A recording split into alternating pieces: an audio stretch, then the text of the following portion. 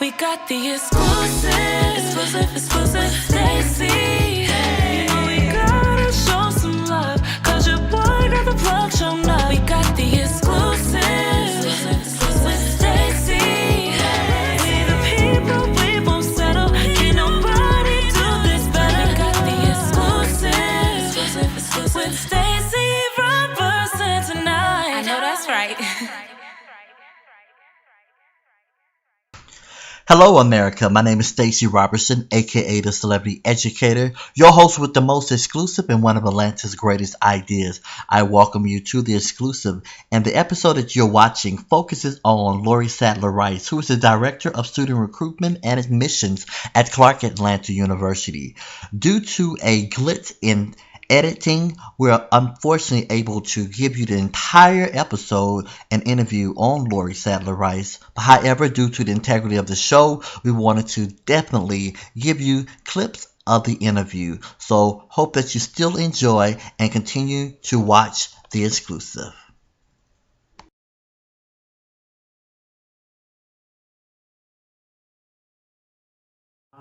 I also knew that CAU was known for producing outstanding marketing talent. At the time, we were the brand management school of choice. And I wanted to go into marketing, and so if anybody wanted to go into marketing, CAU was a place to start. Students knew it, and corporate recruiters knew it too. When corporate recruiters were looking for diversity talent, CAU was the top choice on their list. They came looking for us. Mm-hmm.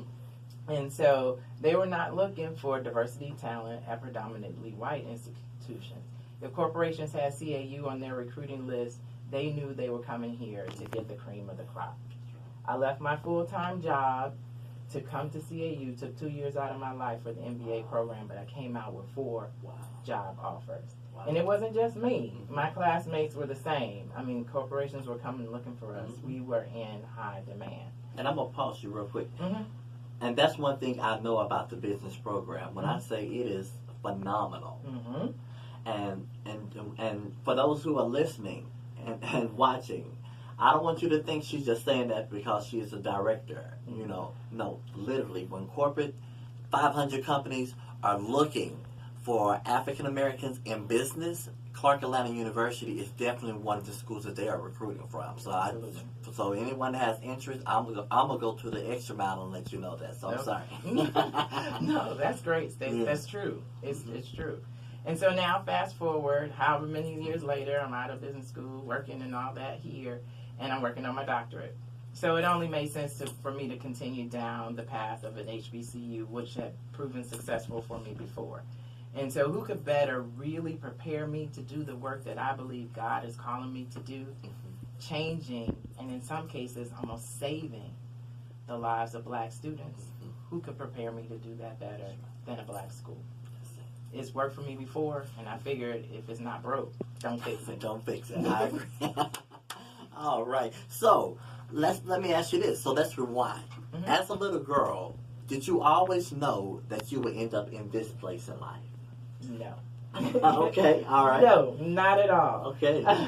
Both my parents were educators. My dad was the deputy superintendent of the Chicago Public School System, and my mom held a position in central office at Chicago Public Schools, so basically headquarters for CPS.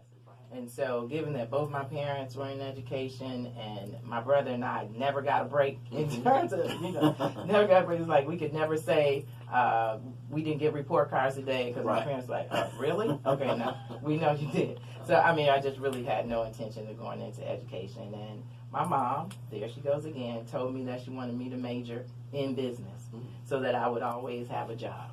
And so I did that, and so far, she's right. But now I've migrated to the world of higher education, and I have no doubt that I am in the role and in the place where God has been preparing me for, and I'm looking forward to what comes next. Right. Awesome. So, in your role as Director of Student Recruitment and Admissions for Clark Atlanta, what do you do, and why is your job so important to the future of young people of today? I think I'll take the second part of the question first. My role, I feel, is important because through providing access to education, I get to help shape and mold the next generation. The choice where a student goes to college could put them on the trajectory that will indicate the rest of their lives, that could certainly dictate where they'll end up in the rest of their lives. They are creating their network. When they choose their college, they're creating their network. And how many times have we heard that your network will determine your net worth? That's correct. It's that important. And so I don't take it lightly. So what do? I have the opportunity to lead and support an amazing team. We are very lean, and when I say very lean, but we get the job done. There are 2 units in my area, recruitment and admissions. And so recruitment is the sales force, basically, of this institution. We're out selling CAU, which is not a hard sell, but that's the role, because the brand of CAU is that strong, so it's not a hard sell. We've received a record number of applications this year for fall 2019, over 18,000 applications for the upcoming fall. So the demand for CAU is high. That's it. And so once we receive the applications, then we have to process all of them, then we have to read all of them and render decisions, and that's more the admissions portion of my unit. And I'm happy to report that we have a very talented pool of admitted students. It was a very competitive field, but we've begun rendering decisions, and our admit rate at this point is about 52%. So we admit a little over half of the students who complete the application process, which makes us fairly selective, and I'm very proud of that. We have the responsibility of creating a diverse incoming class of students. About a little over 900 students is our goal this year. Okay, all right. Awesome. So, what are your concerns? We're going to dive in just a little bit deeper. Are we good with time right now? Okay. All right. So, what are your concerns as it relates to education in 2019? So, my concern with regard to higher education is that there appears to be a crisis in executive leadership.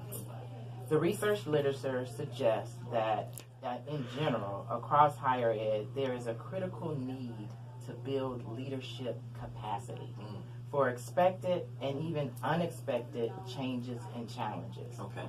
The literature reveals, and that, my doctoral training, the literature reveals seriously that we will have technical challenges.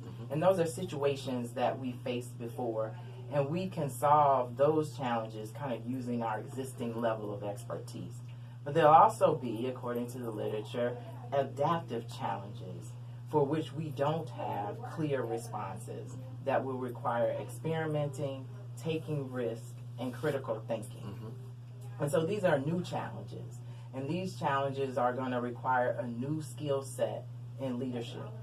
It's going to require leaders to be anticipatory thinkers, risk tolerant.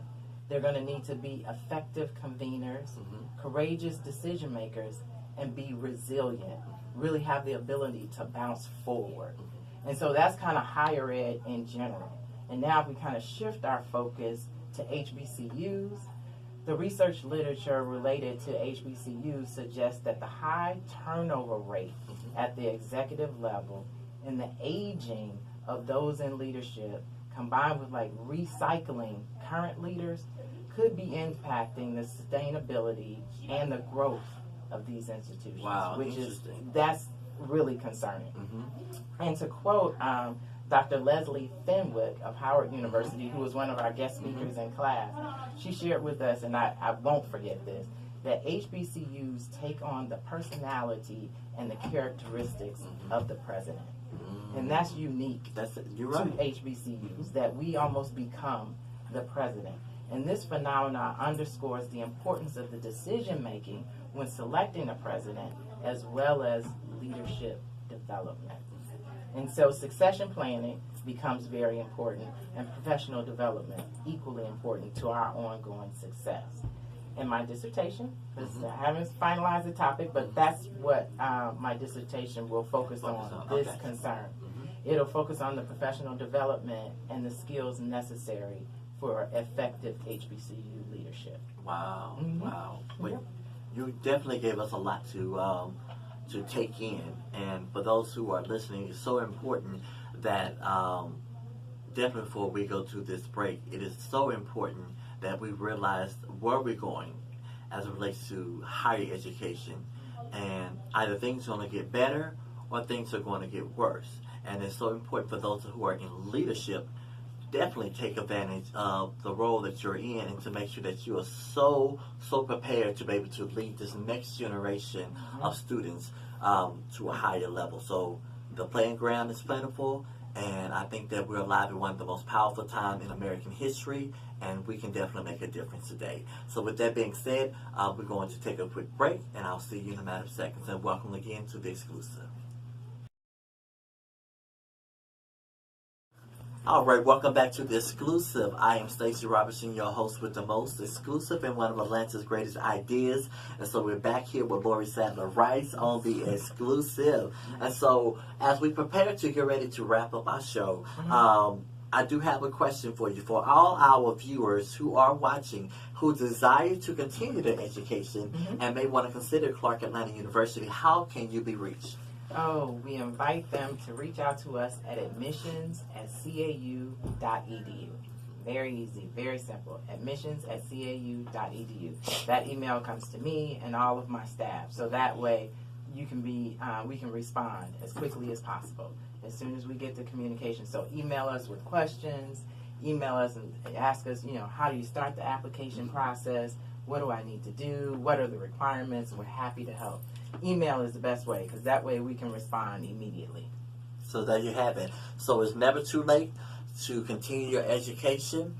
And if you decide that, hey, you know what? I have this degree and I have this degree and I want to go back to school, hey, it's just that simple. And the sky's is the limit to where you're going to go. And so, but before we close, I thought it would be very important because I know the work that goes forward in higher education. I want to say to Lorri, the exclusive would like to recognize you this evening as one of the nation's unsung heroes. Oh, wow. And here's why.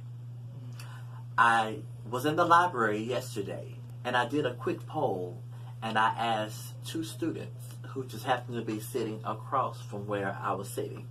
And I asked them, hi, I said, do you know Lorri Rice? And the young man paused and he stopped and he said, no, I don't. And I looked at the young lady and I said, do you know who Lorri Rice is? And she said, no, I don't know. She said, I don't know. I said, she is the individual she is the reason why you're here. She signed off of your letter so that you can become a student at Clark Atlanta. And their face lit up like, oh, wow. And I said, and you may not ever meet her if you have not met her. But I wanted to let you know how important it is to know who she is. And they were so appreciative. And I wanted to say that thousands of students come through this institution. Many will know who you are, and many may not know who you are. And to know that what you do, as you know, is such a ministry. Oh, it is. Because the next president of the United States of America is selected through your office.